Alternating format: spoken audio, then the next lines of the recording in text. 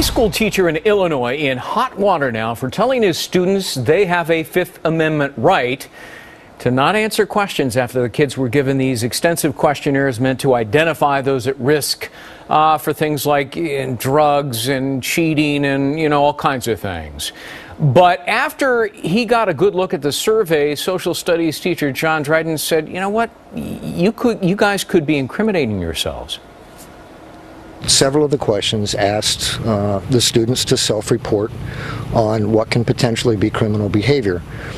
Do you take alcohol? Do you do illegal drugs? Do you lie or cheat? Do you smoke or chew tobacco? I'm not here to stir the pot. I'm just trying to protect my kids. Well, the school board has disciplined Dryden for his actions, should they have. Joining us now, our legal panel, Robert Schalk and David Schwartz, both defense attorneys and former prosecutors. Good to see you both. Robert, these are incredibly intrusive questions that bear almost no relevance to education.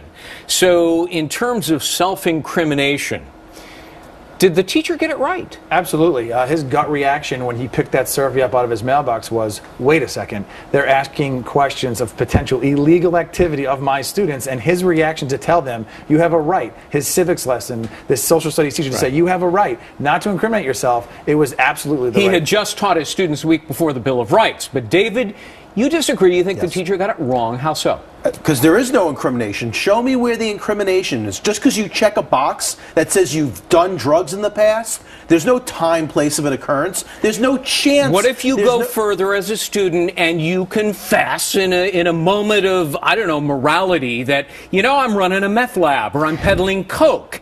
There, you could be prosecuted. In that scenario, absolutely, but that's not what the survey said. It said to check a box whether or not you've done. They have this thing called a pen and a pencil, where they can write between the lines and elaborate. Well, look, what was being asked in that survey was not a Fifth Amendment issue. Therefore, the teacher got it wrong, and then therefore the school board had a right to discipline their teacher by doing something that's contrary to school policy. Robert, the superintendent said the Fifth Amendment doesn't apply here because the responses are protected by student privacy rules.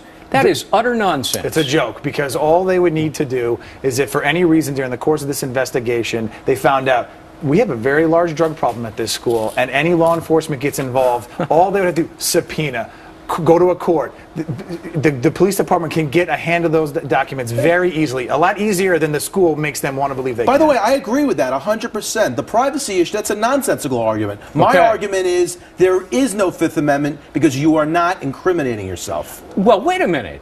Underage drug use is, according to the superintendent, not a punishable offense. He's absolutely incorrect about that, too, isn't he? Incorrect, but there's no time, place, or occurrence. So you're not stating, I did drugs on such and such a date at such and such a place. You have no chance David's of being making arrested. a comeback here. But you have to understand is that they haven't told the students what their overall goal for these surveys are. These students are just checking off a box thinking, okay, I'll answer my question, and I'm going to be honest. And what does the school now know is that little Tom Jones has done drugs, does tobacco, gets alcohol. Where are they getting it from? Are they giving it to other students? Is it being sold in our hallways? They don't know what they're going to do with this information. It's clearly a societal purpose why this survey is being given in the first place. What business does this public school have in asking such intrusive questions? I mean, look, I'm a parent of two teenagers. They go to public school. I would be downright angry if they asked my daughters those questions. And then you as a parent could advise your daughter not to answer the survey. But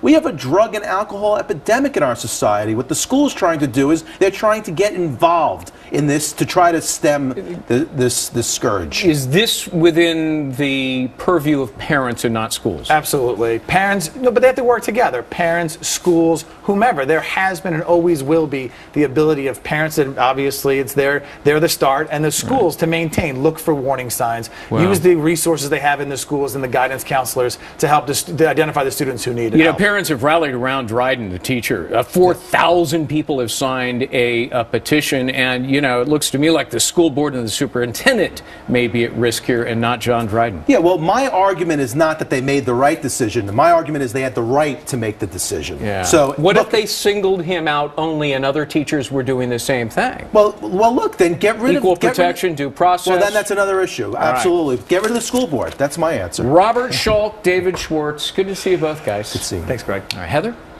Well, still to come, a terror magazine essentially taking a victory lap for suspects believed to be behind the Boston Marathon bombing. National security expert KT McFarland weighs in up next.